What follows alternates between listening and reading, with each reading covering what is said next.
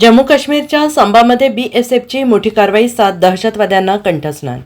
भारत आणि पाकिस्तान दरम्यान सध्या तणावाचं वातावरण आहे. ऑपरेशन सिंदूरनंतर पाकिस्तान गोंधळून गेलाय आणि म्हणूनच तो सतत भारतात अयशस्वी हल्ले करण्याचा प्रयत्न करतो आहे. 8 आणि 9 मे 2025च्या मध्यरात्री जम्मू आणि काश्मीरमधील सांबा जिल्ह्यातील आंतरराष्ट्रीय सीमेवर एका मोठ्या दहशतवादी गटाने घुसखोरीचा प्रयत्न केला आहे.